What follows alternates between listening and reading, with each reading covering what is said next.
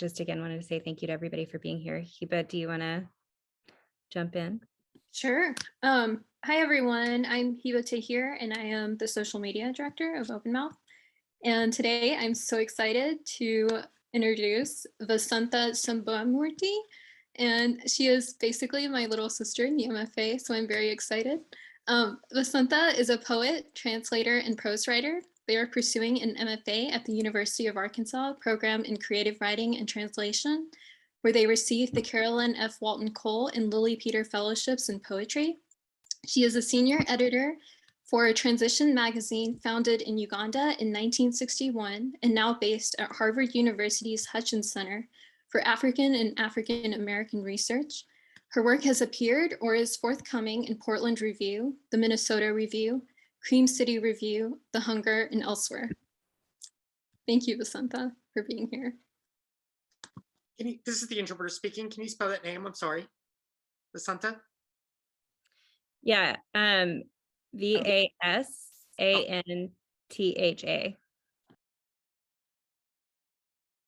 Yeah, I just put that in the chat as well, so I hope that's makes it easier.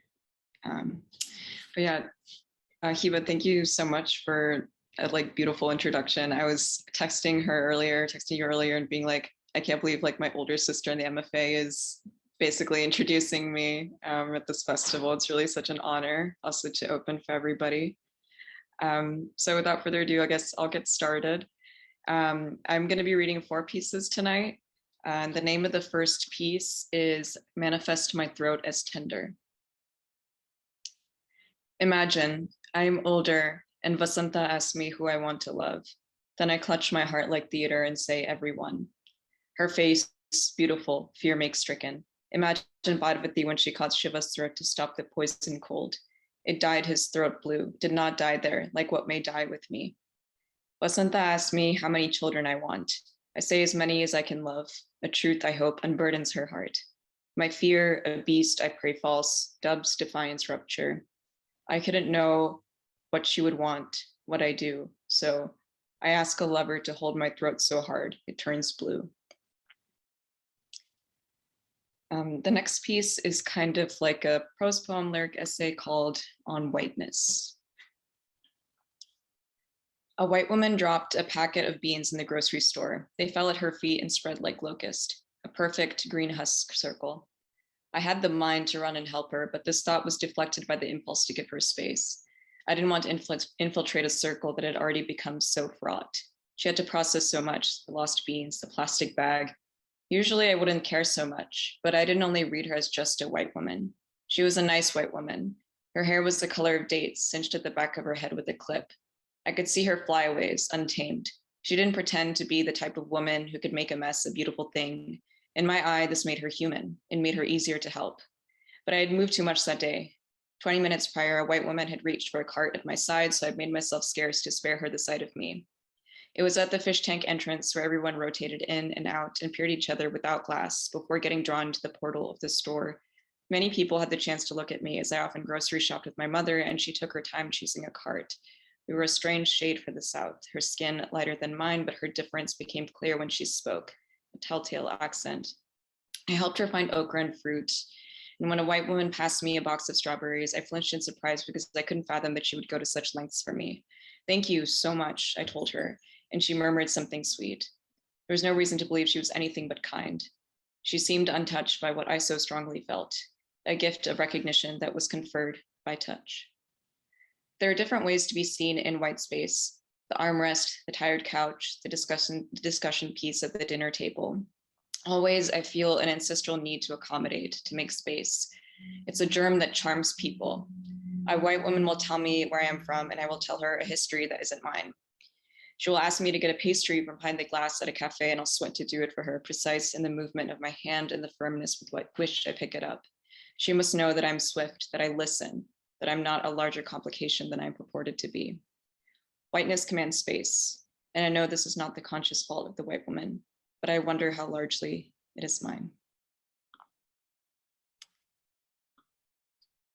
My next piece is a piece that's really special to me, because I write a lot of poems about menstruation, and this is one of them. This called for the blood of me. The month wanes. Soon my mother will make sure I swallow 3 shredded dates daily for the blood of me. I say, no, can't you see? It's a chore to dig them out, tongue on teeth. And she says, no, you must, for the blood of you and the good of me. So go out now and get those dates before you need to always sleep, before the blood comes and you're always sleeping, so I don't ask you to do the laundry. I slide my silver self out of the garage and press my wheel to the red shapeless ruts. The car body swivels and the car body creaks in symphony with the sound of me. I make the car move like the muscle of my premenstrual pain, and make the mind mint a hero of me. Great deliverer of dates, bloody me. I park crooked at the Harris Teeter like a tossed craft ribbon and ride on into the new rot on the produce stocks. The dates are in clear circular ships atop expired sales signs, deglet nor, born neat like closed comb jellies.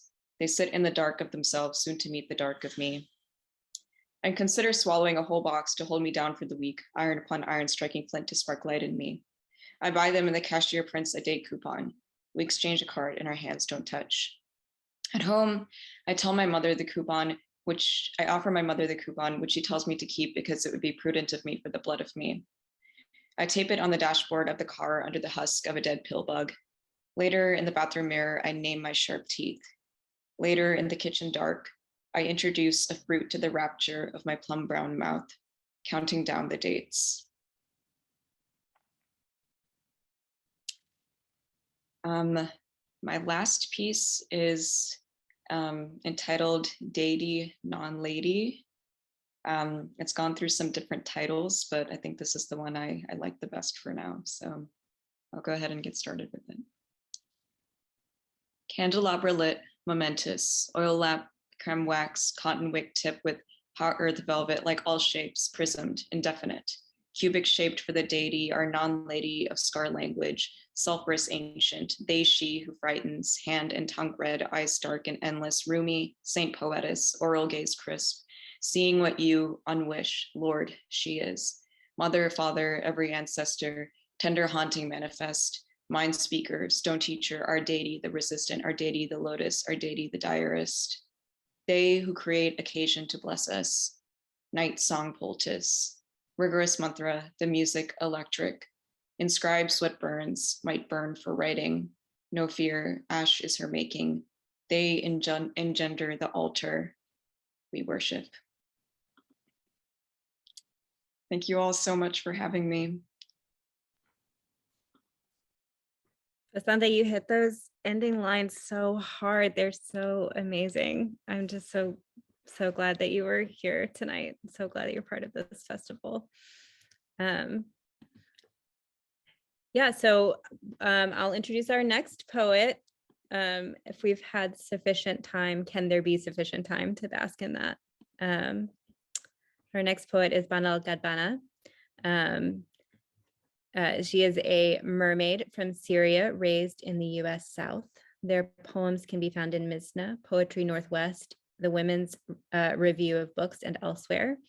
They're a recipient of Diverse Voices Prizes from Zank Books, and their first book, We Are on This Earth to Be Free, is forthcoming in June 2022. She holds a PhD in ethnic studies from the University of California, San Diego, where she studied Syrian women's creativity in revolution and siege. And you can pre-order your book, We Are on This Earth to Be Free, at zankbooks.org. We'll post that link in the chat. Banah, it's so wonderful to have you. I'm excited because this is also like a repeat reading at Open Mouth, like a poet coming back, and that's just like the best thing for me. So thank you so much for being here. Yay, I love Open Mouth. I love being here. I'm so happy it's accessible too. This is so special. Okay, just gonna jump in. You were wearing an orange dress.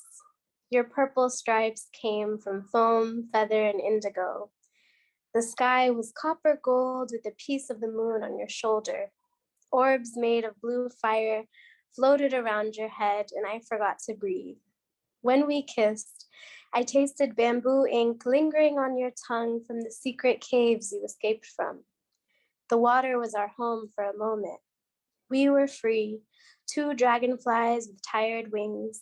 The spiders made divination webs around us. The banks were soft and weathered, black rock pebbles wise. Breathing tree arms braced us in the sun, moving closer, moaning, pulling us in. Clouds and joy, mist and river shore. The sunset lit the sky on fire, and we stood inside a beating heart. When I spoke to the moon, she told me she was lonely, so we became part-time lovers and the light is low. On that night, the moon was heavy and poured her pain into our hip bones. You left, and I imagined being tethered to something as cruel as gravity. Floating alone on my back, I ended up in an infinite desert, worlds apart from the place we met. There were eyes like holes in the sky, peering in from above. I touched the red rocks and felt blood. Frozen and mesmerized by the whispers in the sand, I reached for the sky. She touched me back with her crisp fingertips and ran her fingers in my hair. The ripples shook me open and carried me away. On the back of an ancient wind, I think I fell in love, but it feels more like dancing. Without movement, there would be no rivers. You loosen my molecules, my honeycombs, licking me into liquid, kissing my gold, healing my body, loving my nose and every part of me. I am spirit mirror of you, your ear to my heart, my breast to your lips, these tongues, sore erosion. When the air loosens the rock sobr, cleans her from the inside out, an inverted room. Hydrolysis, absorbing water and guava nectar, transforming into fullness, big-bellied creatures styled by rivers and lakes and waterfalls, becoming smoothed. Soft skin with a solid core, my spiraling isotopes, dancing into lotus flowers and bathtubs with you. Your smile does this to me, dissolution. Your energy, two moon eyes blinking, the sun singing to me from between the leaves. That was a little gay poem I wrote when I was helping my girlfriend study for her geology final. Balance, al-jabr, an algorithm for home. Humid southern nights times wavering adhan mornings, plus shisha hiccups and pickup trucks, old lonesome roads that lead to nowhere special, equals ayeeha bumps. Derbeke beats, mac and cheese, paper plates, cheese grits, and crock pot tagine. Niqabied aunties and queers who are just trying to make it, divided by wounds, or fractures, or poets, or lovers, or sisters. We are beads from the same necklace that broke somewhere up the road, min ayam is zaman, a not so long time ago. And that's written like an equation on the page. So you, the Janubi, south. This is about how, as a Swana, Southwest Asian, Northwest African person, you find like in the South, all of these, at least I find maybe coming from Syrian culture, so many cultural overlaps. And that's because so much of what we love in the South comes from the Black South, that comes from West Africa, and so many diasporic traditions that overlap. And we're just on this like time travel journey where it all somehow makes sense together. Southern twang, Fallahi slang, cousins who married too young. Fried okra Fridays, Tartus style magdous, crawdad critters from the crick in your left shoe. Bluegrass banjo, grits mamuniye, and a country ode. We sing the same songs in different blues. Eat with pieces of earth stuck between our teeth. You exist here and somewhere else. And when you sleep, these worlds collide inside you too. Okay, this one is called Joudah. Turn my light on. Okay. So content warning for mentions of war and massacre. So Joudah is an area in Syria that on August 21st, 2013, the Assad regime loaded thousands of missiles of sarin gas and released chemical weapons on a sleeping civilian population, killing almost 1,500 people. 9,500 were injured. Joudah. The feeling inside an earthquake. Esed, the bloodthirsty lion, releases a relentless shell of violence. Planet Earth knows Joudah. Outer space knows Joudah. God knows Eastern Joudah by name. For every child forced to die too soon, to rubble, to choking on open air, to chemical weapons, to plants left radioactive, to my baby cousin with leukemia from the exposure. Joudah, where my grandmother grew in the tall grasses and cherry blossoms during summertime. Joudah, where the calls of girls left for dead come back to life inside the belly of the sun. Where spirits refuse to die, where we conquer fear, where our people rise and rise again, for they stand on the side of Joudah. Have you not seen how your Lord dealt with the companions of the elephant? Have you not seen how your Lord dealt with the companions of the lion? The Syrian goddess returns for Joudah, a lotus from the mud, standing on the back of a lion with two serpents in her hand. Joudah, the valley of green stars.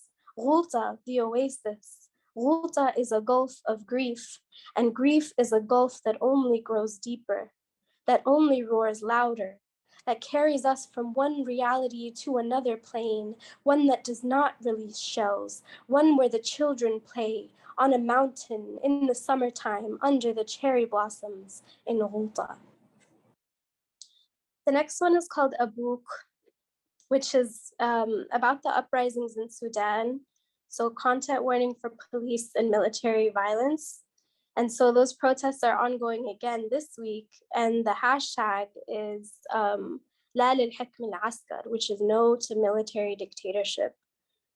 And Abuk is an East African Dinka goddess of the rain. And the way that I have the poem is like teardrops or rain coming down on the page. And one of the first martyrs, Muhammad Matar, everyone was doing the blue for Sudan, and his last name means rain. Blue, tired, mist, heavy, elusive, floating, fleeing, boats filled with too many people, sunlight burning, unforgiving, lost, thirst on a journey, cast a net or a spell, calculate a release. Open a container somewhere lunar where it's always Ramadan, Eid ribbons on the door to the stars, heavenly magnolias, the color of lapis, or midnight iris, baby blue like matar. Blossoming green for Darfur, the goddesses shining down on Sudan's daughters, holding their fist up, rising before the sun. Atabara awakens and carries the freedom train forward, full of yellow birds. Better dreams, filled with marigolds, zine like Day of the Dead, a feathered serpent blocking catastrophe, the engine of our prayers bruised but still holy, perfumed like a river, full of treetop tears, tidy blue flowers raining down. And the last one is called Journal Entry from the Theater Workshop for Syrian Women Taking Refuge in Amman. And it's from these amazing grassroots workshops my aunt would do, where these women fleeing Syria would use theater and writing and their bodies to share stories of trauma. And so this was based on things I noticed women saying in the class. The question the workshop teacher asked us: who is the mother in this drawing? The first woman in the class answered, the ocean, because she can be gentle and she can roar. The second woman said, the diver, because she knows how to plunge into darkness without hurting herself. The third said, the fish, because she is a friend to all. Tete said, my mother made her cry the last time she was here. I asked Tete why. She said, your mother was smoking on the patio. I told her when she was a sweet young girl, she would never smoke. Your mother said I was never a sweet young girl. I wish I had been smoking my whole life. And so Tete started to cry. I can't sleep at night because I wake up with a burning on my skin. The oven won't turn off, or is it that the handle is broken? Can only men recite poems with certainty? What of the woman who has been raped? Does she call out to herself with the same certainty under moonlight? When the moon turned red 2 nights ago, a portal opened. Who would we be without our tongues? And where would our anxieties go? The women in the class said, "My son thinks the trees have eyes and that they dance at night, so he is afraid of them." Every night the olive tree outside my window paints the shadow of a man with broad shoulders and skinny arms outspread. I think he is the grim reaper and that he followed me from the land of no return. So I moved to my cousin's room and sleep on the floor instead. Where do the souls of the murdered holy woman go? Surely they are not dead. Thank you so much.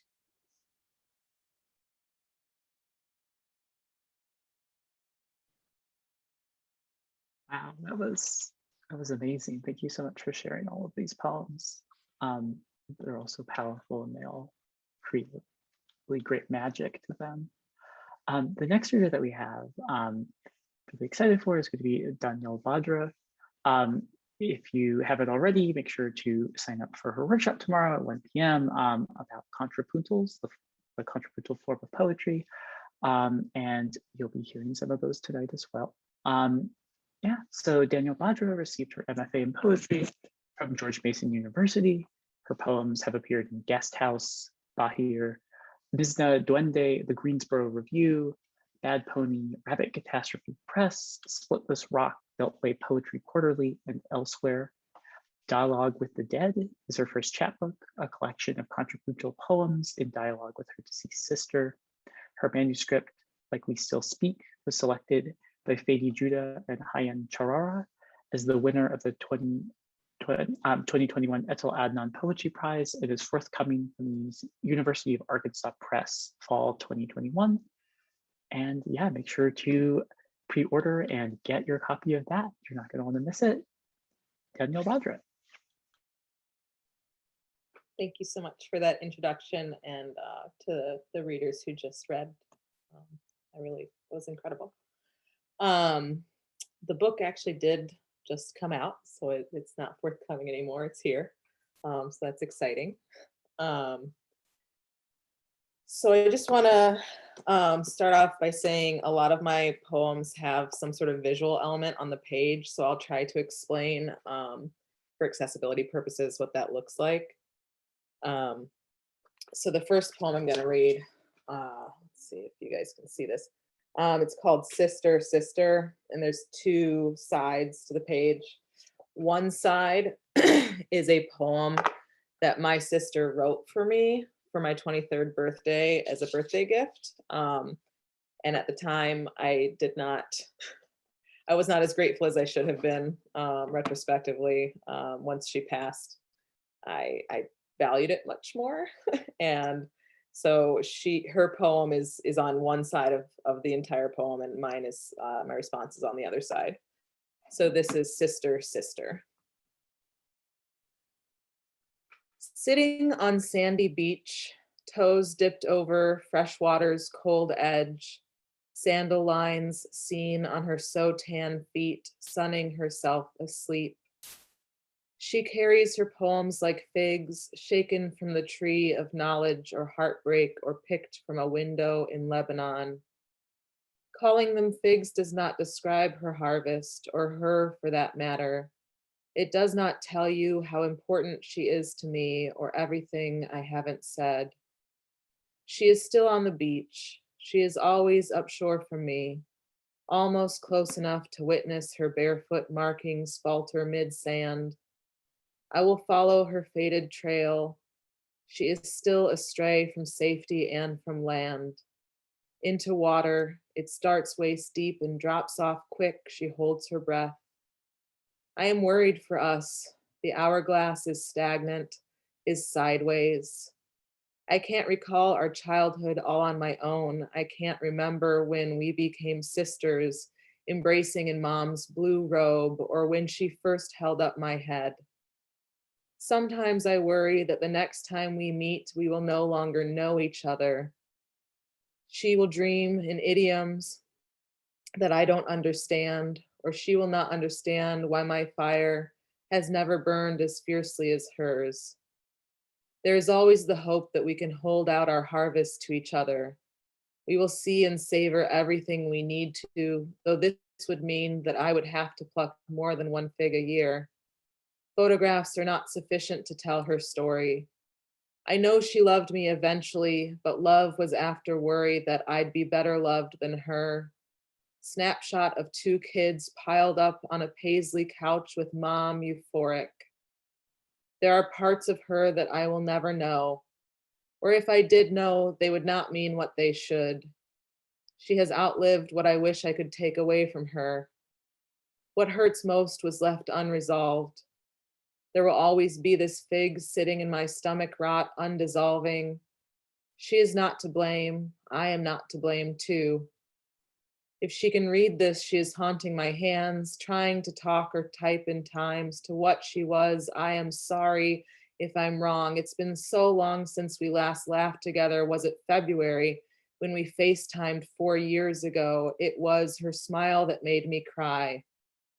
I would if that wouldn't take away her fire, which is something I could never do. I only hope that her harvest will not become like dead birds swollen with guilt and decomposition. I hope that it will remain like figs to her, nourishing if small and beautiful despite the heat of the sun. I hope that she will grow like the fig trees that live in her through cracks in the earth's rind. I sobbed over the color green this morning, olive bikini at the bottom of her plastic tub of summer clothes that looked better on her than me. She always knew how to dress me, how to braid my hair like I braid her words, like we still speak.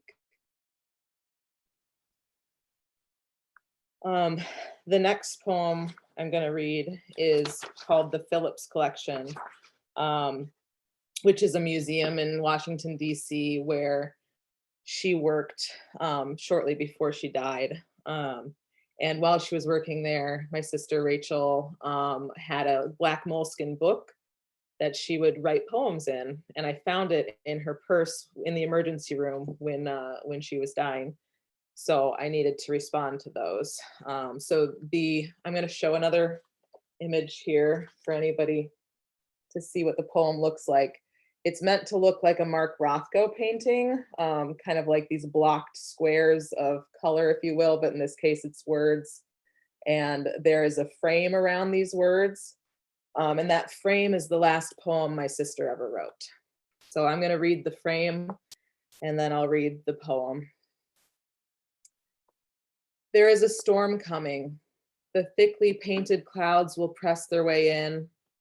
Your house, sunlit in its glossy whites and blues, will be blotted out, darkened.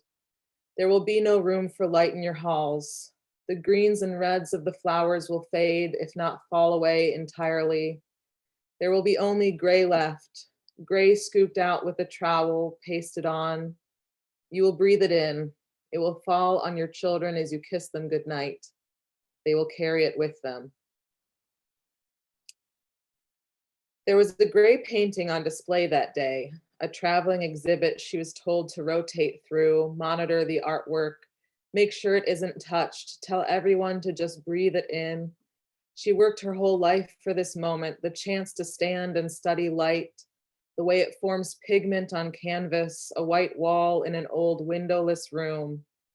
She prayed for this perspective, her heart pasted on with a trowel. She always knew there was a storm coming, one she had met before, been soaked by such torrential she walked around prepared for it. Pen ready and paper, she sheltered her words close. She must have known this would be her final Rothko, her last time worshiping in the stark open chapel, a poem in the black book she kept in her purse. She carried it with her while she worked the collection, guarding art and guiding art lovers. Where the greens and reds of the flowers will fade, sunlight is carefully located. The thickly painted clouds will press their way in, will rearrange the way she lived so close to vibrant colors, her arm hair electric, her skin aglow. In a way, she understood the after effect of living and how it pays homage to both birth and death, all in one fleeting moment. She predicted that there will be no room for light in halls. The next poem is another one I should show. And this is a contrapuntal poem, so the workshop I'm teaching tomorrow goes into detail about these. There are 3 columns on the page. The middle column is text from a Anne Carson, from Anne Carson's Knox. So it's called It Is. I have been told a eulogy ends at the funeral, an elegy tries too hard. Ash is not only dust, but bits of bone that once was draped in marigold. A dress rests in my closet. Love cannot alter it. Words cannot add to it. You yourself have survived it, and so you must carry it, a thing that carries itself. I did not need to be told, like everything else, like nothing else, like everything else I have been told. I have been told love cannot alter it. I did not need to be told. A eulogy ends at the funeral. Words cannot add to it, like everything else. An elegy tries too hard. You yourself have survived it, like nothing else. Ash is not only dust, but bits of bone, and so, like everything else that once was draped in marigold, you must carry it. Like everything else, a dress rests in my closet, a thing that carries itself, I have been told. All right, the next one, there's no visuals, so I'll just go from there. But I did write this poem by inserting words from a post my mom made on Facebook. Her Facebook post was, always on my mind, forever in my heart, cardinal out the window, wondering what would be in your life now, love you. So I've incorporated almost all of those words into this poem. So, elegy for the eldest daughter. Always, mom's kitchen window latched shut above the sink. On the ledge just outside, sheltering wisps of snow, my mind, frozen solid or a slow drip. Forever the Christmas pine is nearly naked from frequent ice storms. In sharp wind off Lake Michigan, limbs lash against the fence line, my heart, a twisted metal boundary defining the backyard. Cardinal, where we worked ash through calloused hands into topsoil. Wooden box filled with bone fragments left open. The window latched shut beside a garden where we planted blue lilies. When the moon was full and the sun stayed up past 10, blinking stars settled in the bark-stripped branches before flickering out as fireflies across a frog pond that was once filled in with fat koi fish. Black, white, bright orange, your life. A gray heron stealing breakfast before full morning, now a graceful felon inflicting loss. Roost of red-crested birds disturbed along the laundry line, cardinal wings cut across the blinding white. There's 2 more. This next one is Ode to Onion. Onion is the only thing I want to eat. My great uncle ate raw onion dipped in sugar for lunch. When my tears are meant for my ancestors, I'm more Lebanese than Michigander. My tears taste like red onion salt water. I lick them from my hands, a favorite meal. A meal I've shared with my sister before in a pillow fort. She cooked more often than me. I always did the dishes in the evening once the sun set. It is easier to focus on the moon crest out the kitchen window. I prefer the light of the moon to other forms of far light. If light must be distant, let it be moonlight. Flashlights in the coat closet, shadow puppets across a backlit wall. We were static after rubbing ears with withering minks. We were learning to curate our own culture. And the final poem is A Candle from Rome, Italy. The reason why I never lit the wick before now, pollinated pistil of a tiger lily thick with wax, petals of bright orange and burnt yellow and almost alive 11 years ago. On the way to the Pantheon, I purchased a candle at an artisan's stand in an ancient square called Campo dei Fiori, where Giordano Bruno burned at the stake for watching the stars and acting out the art of memory. My father stared there at the bronze statue and wept without words. My sister and I watched my father weep at the feet of an old martyr. My father would not weep like that again until he held my sister's hands while she was seizing. I watched him weeping while my sister was seizing. We held hands.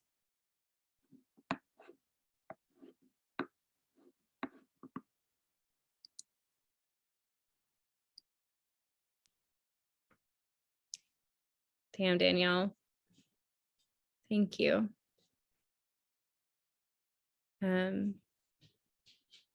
We're actually scheduled to take just a couple-minute break after that reading, and I wonder if you're willing to just like sit with me for a minute and maybe talk about that. Like, there's something different about, Danielle, listening to you read the poems than just seeing them, and then the visual element also contributes to that. There's this like way that the information flow changes. Yeah, that's why I felt it was important to kind of Yeah. give some explanation. Yeah. Yeah. Thank you. And there's You're welcome. like, I don't know, there's something about like weaving together that like community of voices and like what it means to be a family. Yeah, absolutely. And I actually, every single one of my family members is included in the book, including my new wife. So we're all in there. Yeah. Yeah. Yeah.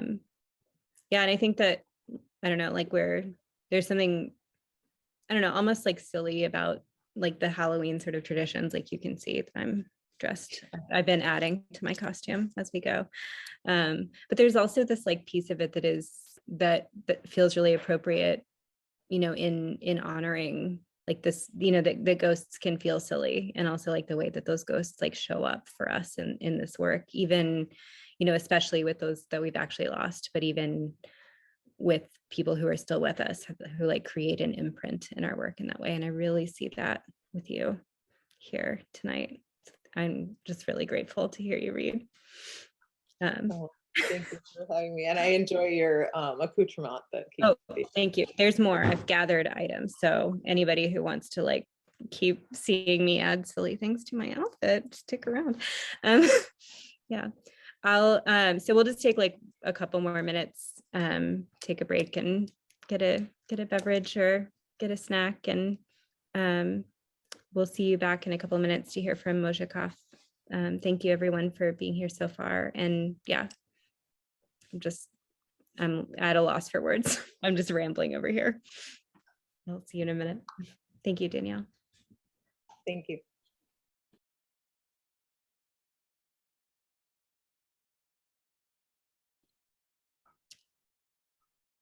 While we're waiting for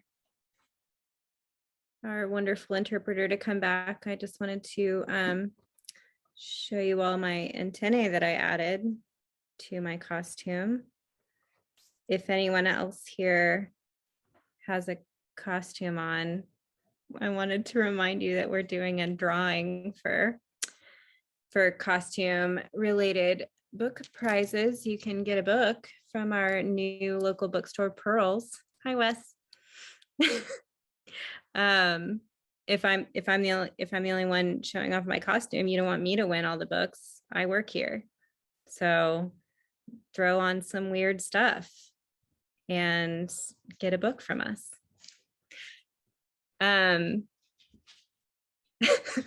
Gwen is going to win the book for the pink wig. That's right. I don't know, Gwen, can the pink wig compete with my stuff? I don't know. Okay, so welcome back. Thank you for staying with us after the break. I'm going to go ahead and introduce our next reader, Mohja Kahf. Also really excited to have Mohja back reading with us. Mohja was part of our first ever poetry festival. That's right, at Stage 18, Mohja, right? Yeah, like 100 years ago. I mean, 4 years ago. Um, so I'll read you Mohja's bio and also just say like what an honor, of course, it is to have this like amazing poet continue to be a part of our community. Mohja Kahf, professor of comparative literature and Middle Eastern studies at the University of Arkansas since 1995, is author of The Girl in the Tangerine Scarf, Hagar Poems, Emails from Scheherazade, My Lover Feeds Me Grapefruit, and Western representations of the Muslim woman from Termagant to Odalisque. Her writing has been translated into Arabic, Turkish, Japanese, Italian, German, and French. She's won the Pushcart Prize and the Arkansas Arts Council Individual Artist Award. Kahf has competed in the 1999 National Poetry Slam on Team Ozarks alongside the late Brenda Musi, an Arab American poet who established slam poetry in Northwest Arkansas. Obviously, Mohja is an absolute essential part of our community, and we're so grateful to have you here. So thank you, Mohja. Thank you. Thanks for having me. I'm a wreck after Banah's Joudah poem and then Danielle's reading.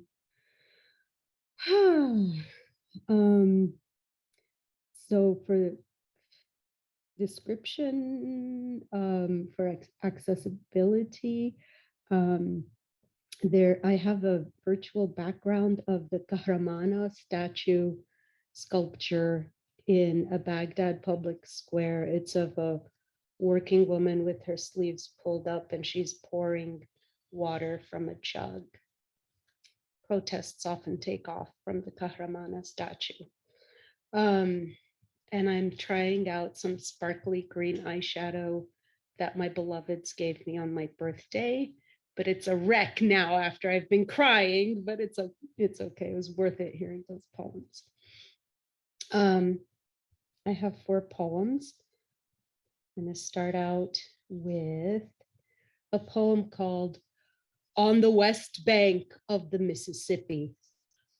Here I live on the west bank of the Mississippi. The stones of my house come from the path of those removed at gunpoint, without my consent, but to my present advantage.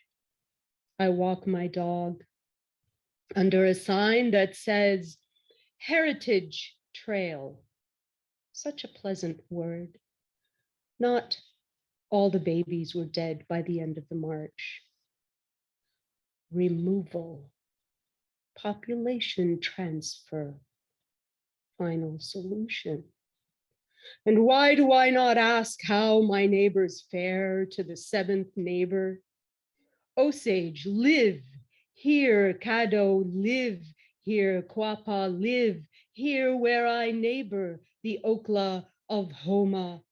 Tahlequah, the Ramallah of where I live, capital of a living, stomping nation with dental coverage and a vision plan, where I settle among settlers, still removing Indians to the resounding sound of my silence, removing their water, removing their air, even as in airless Gaza, even as they draw breath and live, Samidun, not vanishing. And why do I not ask about my neighbor's day? Why do I not ask about the green corn holiday of Muskogee, the winter spruce day of Cherokee who live on the west bank of the Mississippi, Samidun, not vanishing. I want to meet Vasantha's menstruation poem with a menstruation poem.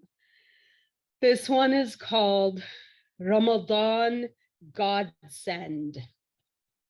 I love my period. In Ramadan, I love it more. Menses becomes the shore I'm swimming for, my island reprieve. When the sea of fasting days towers tidal waves, I scan the horizon down there for the thin red rope, my last hour hope. before fasting fatigue drags me into the undertow. Was that it? No. Is this it? Oh, come to me, thou full of grace, thou moon of face. My fons vitae, my lovely blood, be thou mine. Salvation every 28 days, or 25 or 29. Give me thy hammock sway, become my white aproned waiter, bearing tall, cool drinks, appear and grant me holiday. Flow, baby, flow. I do miss my period, y'all. I'm way past that, but it was fun remembering. That one's in the My Lover Feeds Me Grapefruit book. This the first one I read, and these next two are not in any book yet. This one is called Daniyatun Qutufuha. One day we will break through to another structure, mitli, mitlik, mitlak, where green curly leaves touch every face divine. Qariban, you, my daughter, sons, my son, daughters, my siblings, beloveds, oil lamps, shining fountainheads of realness, guide us of an evening. Your Quranic aunties braid your hair, and you find out some of them are queer. Your fathers kiss your forehead, and Tete puts her warming shawl around your shoulders. All the queer elders will come out. You pull your cousins dancing into Debke, and some of them you know are queer. Jangling Khadija's bangles on your wrists, black, brown, red, yellow. And I smell the sumac purpling chopped onions. Meantime, I am here, sister, mother, ma'akunna, bringing turquoise amulets to protect you, kiss the air around you. It will be so simple one day, obvious like the sea crescendo waves, and all will say, why on earth did we not love like this before in the old world, the hell? Could we not read the signs right here the whole time? Daniyatun qutufuha. And language will be different then, accommodating all my loves. And we will queer those Arabic pronouns. How? لست أدري يا عيوني, لكن you are already showing me أنها آتية.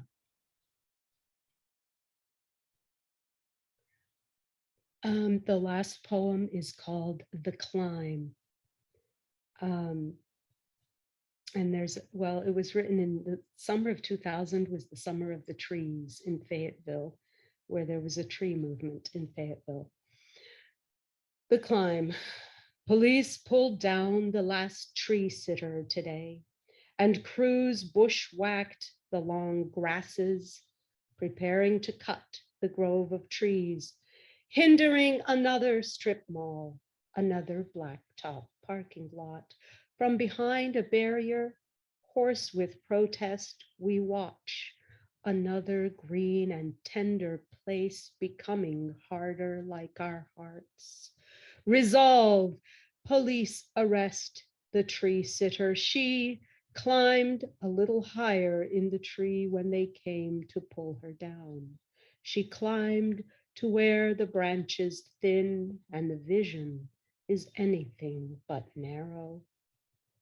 From up there, you can see the whole meadow, bird, stream, and tree, and how it's hemmed around by asphalt acreage that widens month by month.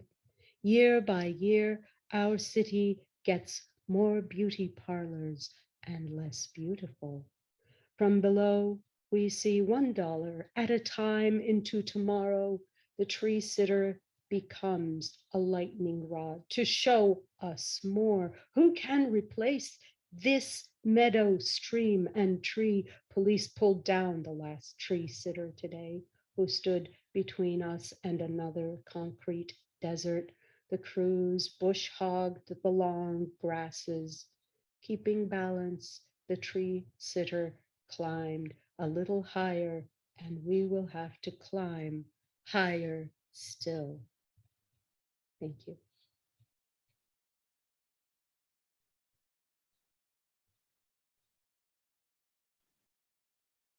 Thank you so much for that. Those poems are full of so much possibility and so much devastation. The sounds are just amazing. Thank you.